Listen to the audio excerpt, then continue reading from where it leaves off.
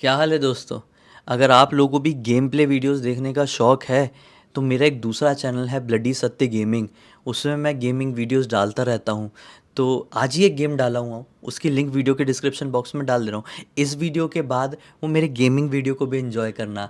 मेरा एक अलग ही रूप देखने को मिलेगा, आपको एक डिफरेंट ही एंटरटेनमेंट मिलेगा। ये तो हो गया मेरे दूसरे चैनल का थोड़ा सा प्रमोशन। अब आज के इस एक्चुअल वीडियो की शुरुआत करते हैं। बचपन में बेशक बहुत सारे लोगों ने ये सुने होंगे कि रात बेरात तालाब, नदी, कुएं के आसपास नहीं जाना चाहिए। जो आत्माएं होती है वो आपको खींच लेती है। अक्सर मुझे यकीन है कि जितने लोग वीडियो देख रहे हैं मैक्सिमम लोगों ने ये सुने होंगे कि मम्मी पापा, दादा दादी वगैरह मना करते थे कि रात में कुएं में झांक के मत देखना, आपको कुआं अपने अंदर खींच लेगा। लेकिन क्या कुआं सचमुच में खींचता था? क्या कुएं के पास ऐसी कोई शक्ति होती थी? नहीं, ऐसा तो नहीं है। कुएं के पास कोई शक्ति नहीं होती थी। कुएं में कुछ ऐसी शक्तियां रहने लगती थी जो कि नेगेटिव होती थी, जो खाली मौका ढूंढती थी कि उनको उनका कोई तो शिकार मिल जाए। जब हम उस बचपन को क्रॉस करके थोड़े से बड़े हुए तो हम ये सोचने लगे कि हमारे मम्मी पापा लोग हमको सिर्फ इसलिए मना करते रहे होंगे यार कि रात बेरात हम कुएं में झांक के देखेंगे, पैर फिसल जाएगा तो गिर पड़ा जाएंगे, मरमरा जाएंगे। लेकिन ज़रा सोचो, क्या एक्चुअल में इसी कारण से मम्मी पापा, दादा दादी लोग हमें किसी कुएं के पास या किसी तालाब के पास रात बेरात जाने से मना करते थे? या फिर सचमुच में उसके पीछे कोई गहरा कारण होता था? नहीं, अगर कारण यही होता कि उनको डर था कि हम फिसल के गिरगुरा जाएंगे उसमें, तो साफ बोल देते ना भाई कि गिर जाएंगे, फिर हमको निकालने वाला कोई नहीं रहेगा। हम तो बच्चे थे, हम उस चीज़ से भी बहुत ज़्यादा डर जाते। लेकिन मैं आप लोगों को बताऊं, हमसे बड़े जो होते थे, हमको जो ये बात कहते थे, उसके पीछे का एक बहुत खतरनाक कारण होता था। और वो कारण था जल पिशाच का। बहुत सारे लोग इसे पनडुब्बा या पनडुब्बी नाम से भी जानते हैं। और अगर भारत से बाहर चले जाओ आप तो इसको लोग वाटर घोस्ट नाम से जानते हैं। इसके चर्चे जितने भारत में हैं उतने ही ज़्यादा दूसरी कंट्रीज़ में भी हैं। जापान में इसे बहुत ज़्यादा स्तर पे माना जाता है। नाम से ही समझ में आ रहा होगा कि ये इस प्रकार की शक्ति रहती है जो कि पानी में वास करती है। आज के इस वीडियो से उस शक्ति के बारे में आप लोगों को डिटेल में पता चलेगा। एक कहानी बताने जा रहा हूँ आज से 30 साल पहले की। दिग्विजय नाम के लड़के ने लिख भेजा है, उसके एक अंकल जी के साथ ये घटना घटी थी। दरअसल हरियाणा के एक छोटे से गांव में एक बड़ा खुशहाल परिवार रहता था। अच्छी खासी वो अपनी ज़िंदगी काट रहे थे। इस परिवार में पति, पत्नी और सासू माँ थी, मतलब औरत की सासू माँ, आदमी की माँ। कुछ समय पहले ही आदमी की शादी हुई थी। नई नवेली बहू घर पर आई हुई थी और 9 महीने हो चुके थे। औरत प्रेग्नेंट थी। घर का जो आदमी था, मतलब औरत का जो पति था, उसका नाम था चंद्रभान। चंद्रभान एक बिजनेस किया करता था जिसके चक्कर में उसको अपने गांव से कई बार ट्रैवल करना पड़ता था। बहुत फ्रीक्वेंट ट्रैवलिंग करना पड़ता था। इस वजह से अपनी पत्नी की प्रेगनेंसी में वो अपनी पत्नी का ध्यान नहीं दे पा रहा था। पत्नी अपने मायके में भी नहीं जा सकती थी क्योंकि वो लोग बहुत ज़्यादा गरीब थे, बहुत छोटे गांव के लोग थे, तो पत्नी को तकलीफ़ हो जाती। तो चंद्रभान का कहना ये था कि तुम यहीं पर रहो अपने ससुराल में ही, मेरी निगरानी में, और मैं बाहर रहूँगा तो अपनी सास की निगरानी में रहो। यहाँ पे किसी तरह की कोई तकलीफ़ नहीं होगी, ठीक है। 9 महीने बीत गए थे और एक बूंद की तकलीफ़ भी नहीं हुई थी। फिर अचानक से जब वो लड़की का वो वाला टाइम आ गया, लेबर टाइम आ गया था, मतलब डिलीवरी होने वाला टाइम, उस समय चंद्रभान को पता चला कि बहुत अर्जेंट काम से, बिजनेस के ही बहुत अर्जेंट काम से बाहर शहर जाना पड़ेगा। वो क्या कर सकता था? उसने अपने सारे दोस्तों को बता दिया जो आस पड़ोस में रहते थे कि देखो भाई, मैं इस काम को किसी हालत में नहीं टाल सकता। हो सकता है मैं यहाँ पे ना रहूँ, मेरी पत्नी को लेबर पेन हो जाए, उसकी डिलीवरी हो, तो तुम लोगों को ही उसका पूरा साथ देना है। उसकी सासू माँ रहेगी, मेरी माँ रहेगी, सब लोग करवा देना प्लीज़ यार, मैं तुम लोगों के भरोसे छोड़कर जा रहा हूँ। तुम्हारी भाभी तुम्हारी माँ जैसी है। दोस्तों नहीं बोले चिंता मत करना, हम लोग हैं। 4 दोस्त थे इनके, चंद्रभान के टोटल 4 दोस्त थे। और ये अपने दोस्तों के अपनी माँ के भरोसे अपनी पत्नी को छोड़कर, अपनी प्रेग्नेंट बीवी को छोड़कर अपने बिजनेस के लिए निकल गए। अब आप विश्वास नहीं मानोगे, बिजनेस के लिए निकले हैं और ठीक अगली ही रात को खाना वाना खा के सब लोग अपने अपने घर में सो गए थे। अचानक से चंद्रभान की पत्नी को पेट में दर्द हुआ, लेबर पेन। बोले सीन हो गया। रात में 11 साढ़े 11 बजे के टाइम के आसपास, जब बिल्कुल भी संभाला नहीं गया चंद्रभान की माँ को, अपनी बहू को वो संभाल नहीं पा रही थी, तो वो भागते हुए सबसे पास में ही राघव नाम का एक लड़का रहता था, जो कि चंद्रभान का बचपन का दोस्त था। राघव के घर के दरवाजे को खटखटाई कि बोली, बेटा मैं संभाल नहीं पा रही हूँ, जल्दी आ जा, बहू को ले चलना पड़ेगा अस्पताल। एक बहुत छोटा गांव था, इस गांव में अस्पताल नहीं था, बाजू वाले गांव में था। राघव ने बोला, माँ जी चिंता मत करो, मैं फटाफट बाजू वाले दूसरे दोस्तों को बुला कर लेकर आता हूँ। विदिन 10 मिनट्स उसने अपने बाकी के 3 दोस्तों को इकट्ठा कर लिया। अब ये चारों लड़के एक बैलगाड़ी के साथ इनके घर के सामने खड़े हो गए। चंद्रभान की बीवी को जल्दी जल्दी उठा के बैलगाड़ी में रखा गया और बैलगाड़ी को लेकर, यानी एक दोस्त बैलगाड़ी चला रहा था, खुद उसके घर पे बैलगाड़ी थी, उसकी बैलगाड़ी थी, बीवी को लेकर चंद्रभान की माँ को लेकर सारे दोस्त लोग निकल पड़े। अब इनके गांव से थोड़ी आगे एक नदी पड़ती और इस नदी को क्रॉस करके वो गांव पड़ता जहां पर अस्पताल था सरकारी वाला। ये नदी वाला जो रास्ता था ये अप्रॉक्स 5 किलोमीटर का था, यानी इन शॉर्ट इनके गांव से 5 किलोमीटर की दूरी पर था अस्पताल। ये लोग रात के समय हाथ में टॉर्च लिए, सबके पास टॉर्च है, अपनी बैलगाड़ी से निकल पड़े। थोड़ी देर बाद वो लोग गांव के नॉर्मल रास्ते को क्रॉस करके वो नदी वाले इलाके में पहुंच गए। अब नदी का इलाका कुछ ऐसा, बीच में रास्ता है, टूटा फूटा, ऊबड़ खाबड़, इस तरफ नदी है तो इस तरफ जंगल झाड़ी। नदी का काफ़ी बहाव कम है, सूखी हुई नदी है क्योंकि भारी गर्मी का मौसम चल रहा है।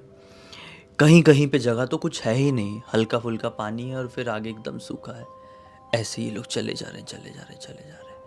अचानक से एक ऐसा पॉइंट आता है कि रास्ता पूरा टूटा हुआ था और लिटरली नदी वाले पोर्शन को क्रॉस करके बैलगाड़ी के साथ आगे निकलना था। वो रास्ते से उतर के बैलगाड़ी जो है अब नदी में आ गई। लेकिन नदी, जैसा मैंने आपको बताया कि बहुत ही कम पानी था, लेकिन फिर भी इस नदी के अंदर एक पॉइंट में आने के बाद वो दोनों बैलें जिनमें वो बैलगाड़ी बंधी हुई थी, वो दोनों बैलें रुक गई। एक कदम भी आगे नहीं बढ़ा रही है, ना पीछे हट रही है। डंडी से कितना भी टोचा मार रहे हैं, चल चल चल चल, दोनों बैलें आगे ही नहीं बढ़ रही है। यहाँ पे चंद्रभान की पत्नी को बहुत पेट में पेन हो रहा है, कभी भी डिलीवरी हो सकती थी। इन लोगों ने क्या करें क्या नहीं यार, कुछ समझ में नहीं आ रहा है। फिर एक बोल पड़ा, अरे भाई यहाँ से ज़्यादा दूर नहीं है अस्पताल, मुश्किल से 700-800 मीटर होगा, ये क्या बैलगाड़ी के चक्कर में पड़े हुए हो, ले चलते हैं ऐसे ही। राघव है वो बैलगाड़ी के पास रुक जाएगा, बैलगाड़ी का ध्यान रखेगा और यहाँ पर हम लोग भाभी का ध्यान रखेंगे, सारे के सारे तीनों लोग। ठीक है। चंद्रभान की बीवी, चंद्रभान की माँ और साथ ही साथ 3 दोस्त में से एक वो था जिसकी बैलगाड़ी थी। ये सारे के सारे अस्पताल के लिए आगे बढ़ गए, चंद्रभान की बीवी भी साथ में। तो यहाँ पर बचा राघव अकेला और वो बैलगाड़ी। इंतज़ार करने लगा कि अब आएंगे तब आएंगे, लेकिन लेबर पेन ऐसा थोड़ी होता है कि आप अस्पताल पहुँचे और डिलीवरी हो गई। कई बार ऐसा पेन 8-8 9-9 घंटे चलता है और उसके बाद डिलीवरी होती है। तो वो टेंशन में आ गया यार, आधे घंटे 1 घंटे हो गए, कोई आ क्यों नहीं रहा है। इंतज़ार करते करते वो बैलगाड़ी में बैठ गया। देखो सबके पास टॉर्च था, इसके पास भी टॉर्च था, इसका भी टॉर्च जला हुआ था, साइड में रखा हुआ था, हल्की फुल्की रोशनी थी और चांदनी रात भी थी तो ऊपर की भी रोशनी थी। बैठा हुआ है, एक झपकी जैसी आई ही इसको बैलगाड़ी में बैठे बैठे कि अचानक से बैल हिलने लगी। बैल हिली तो ये बैलगाड़ी भी जिसमें ये बैठा था वो भी थोड़ी गड़बड़ाई और इसकी तुरंत आँख खुली। इसकी आँख खुली तो ये क्या देखता है कि थोड़ी आगे की तरफ ही, ये नदी में ही खड़ी थी ना, ये सूखी नदी में खड़ी हुई थी बैलगाड़ी, तो आगे की तरफ ही, मतलब समझ लो ये रूम जितना बड़ा ही पोर्शन में पानी भरा हुआ था। उस वाले पानी के हिस्से से, उस वाले मतलब पोर्शन से कुछ तो भी ऐसी डूबने जैसी आवाज़ आई, जैसा कि मानो कि स्विमिंग पूल में या कोई पानी में ही, कोई तालाब में ही कोई ऐसा डुबुक डुबुक डुबुक निकले अंदर जाए, निकले अंदर जाए, कैसी आवाज़ आएगी, वो वैसी आवाज़ आने लगी यार। और वो बैलें उस तरफ ही देखकर थोड़ी घबरा सी रही है। राघव ने तुरंत ही अपना टॉर्च उठाया और बैलगाड़ी के ऊपर बैठे बैठे ही बैलों को एक हाथ से संभालते हुए ही उधर देखने की कोशिश किया, लेकिन वहां पे कुछ दिखाई नहीं दिया। सिर्फ वो पानी वाला पोर्शन हिल रहा था, कोई तो डूब रहा था। इसने सोचा कि क्या है क्या नहीं। बैलगाड़ी को मैं पीछे की तरफ लेने की कोशिश करता हूँ, लेकिन ये बैलगाड़ी को पीछे की लेने की कोशिश करे, वो बैलगाड़ी पीछे ही ना हो। वो बैलें मतलब वहीं पे अपने पैर छटपटा रही थी, ना आगे हो रही थी ना पीछे। इसका ध्यान वो बैलों की तरफ गया ही कि उतने में वो उधर से डुबकी मारने की आवाज़ बंद हो गई। अचानक से किसी के हाँफने की आवाज़ सुनाई देने लगी, जैसे कि मानो कोई हाँफ रहा हो। इसको लगा कि हो सकता है भाई मेरी झपकी लग गई थी, यहाँ पे कोई आया और वहाँ पे पैर वैर फिसल गया, डूबने लगा है वो, मुझे उतर के देखना होगा। वो तुरंत ही उस गाड़ी से उतरा और बैलों को थोड़ा सा ऐसा काम करते हुए सहलाया और उस तरफ आगे बढ़ने लगा। लेकिन जैसे ही उसने उस वाले पार्ट में अपने टॉर्च की रोशनी डाला है, तो क्या पाया कि किसी का एकदम लंबा सा, काफ़ी लंबा सा हाथ पानी से निकल के बाहर आया है। तो ये देख के घबरा गया। इसके दिमाग की तुरंत घंटी जली कि ये किसी इंसान का हाथ तो हो नहीं सकता। ये ऐसा बोल के पीछे हटा ही है। ये पीछे हटा ही है कि ये जो दोनों बैलें थी, वो गाड़ी लेके ही वो पानी वाले पोर्शन की तरफ, मतलब जहाँ से वो लंबा सा हाथ निकलता हुआ दिखा था ऊपर की तरफ, उस तरफ भागने लगी। ये बैलों को रोकने के लिए आगे बढ़ा ही है, लेकिन वो बैलों की रफ्तार और ताकत को कहाँ से कंट्रोल कर लेगा? वो भी दो दो, वो भी बैलगाड़ी से बंधी हुई। ये नीचे है, उसमें बैठा भी नहीं कि डंडे वंडे से टोचा मार के रोकने की कोशिश करे। वो बढ़ गई और वो थोड़ी आगे बढ़ी है ना, लिटरली गोली की रफ्तार से उसके अंदर से एक आदमी जैसा कुछ तो भी निकला। अब आदमी जैसा कुछ तो भी मैं क्यों बोल रहा हूँ ये समझो, क्योंकि वो दिखने में कैसा था पता है? वो बहुत लंबा था, उसकी हाइट तकरीबन 6.5 फीट की रही होगी, हाथ लगभग 1 मीटर जितने लंबे रहे होंगे, पैर लगभग बहुत लंबे, यार पैर तो बहुत ही लंबे थे, हाथ से लंबे पैर थे, हाइट इस हिसाब से और भी ज़्यादा रही होगी। और वो बहुत पतला था और उसका जो सर था, ये सर मेरा भी ऑलरेडी बहुत लंबा है, लेकिन उसका और इतना लंबा था। तो वो देख के घबरा गया कि ये क्या है। वो गोली की रफ्तार से बाहर निकला है, उसके हाथ में कुछ था भाई, कुल्हाड़ी जैसा, और बैल के पास आके इतनी जोर से एक बैल के ऊपर उसने वार किया है कि अब मैं क्या बताऊं। वो बैल का जो ये वाला पार्ट था, इस पार्ट से अलग हो गया। अब इसके कांटे से खून नहीं है, वहीं पे ब्लैंक। राघव को फिर भी दूसरे बैल की जान बचानी थी, इंसानियत थोड़ी तो थी राघव के अंदर। वो अपनी जान की चिंता ना करके वो एक बैल की तरफ बढ़ा, जो बैल जिंदा था, उसको तुरंत उस बैलगाड़ी से आज़ाद किया। वो बैल भागा दूसरे साइड और ये भागा दूसरे साइड, भाग रहे हैं बहुत तेज़ी से।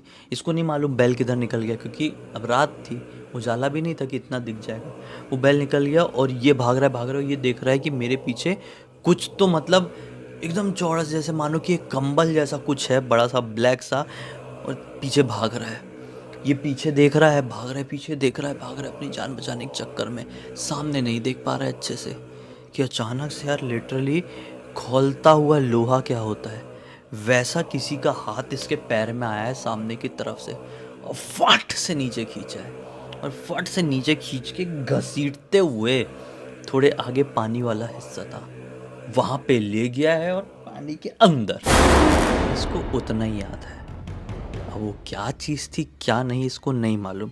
लिटरली कुछ ऐसा लोहे जैसा, जो गर्म कर दो लोहे को वैसा निकले, इसके पैर में लॉक हुआ और खींचते हुए जर जर जर जर जर जर जर जर जर, मतलब घसीटते हुए। नदी तो थी, सूखी हुई थी, लेकिन पूरी भी नहीं भाई, नदी है अभी, तालाब थोड़ी है या गड्ढे का पानी थोड़ी है पूरा ख़त्म हो जाएगा थोड़ी गर्मी से। ये चले गया पूरा पानी के अंदर और इसका सुध-बुध खो गया। तैरना आता था, लेकिन ऐसी सिचुएशन में कितना कोई अपना हाथ पैर चला पाए।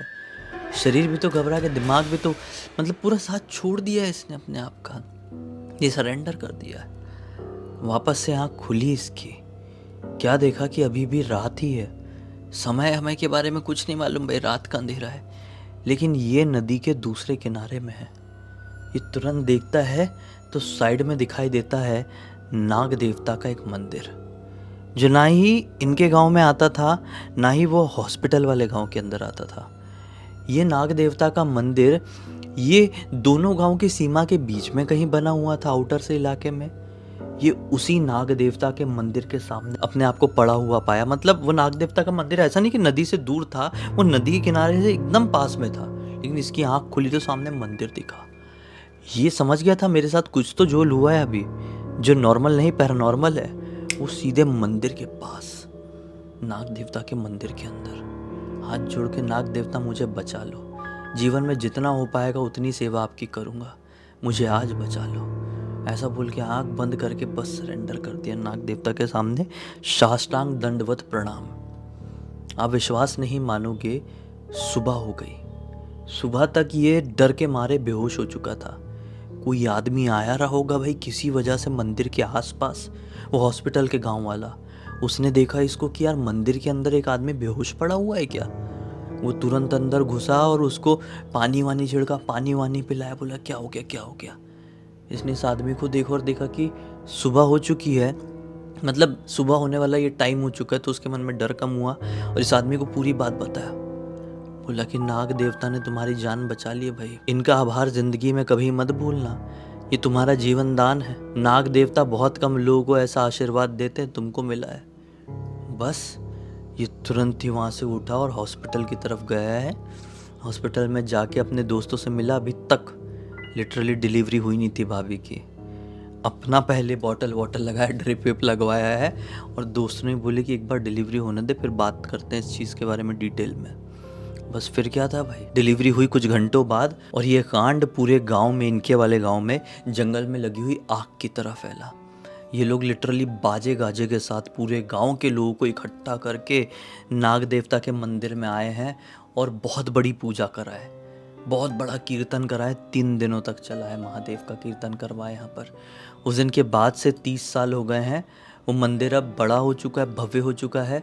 वहाँ पे बहुत लोग दर्शन करने के लिए जाते हैं और यही कहते हैं कि ये नाग देवता बड़ी से बड़ी निगेटिव एनर्जी को ख़त्म करके रख देते हैं अगर आपके ऊपर नज़र पड़ गई तो। ये पूरी घटना की जानकारी राघव जी के थ्रू, मतलब पूरे गांव को तो पता ही थी, इनके एक फ्रेंड थे मनोज जी को मिली और मनोज जी ने अपने बेटे दिग्विजय को ये दिए।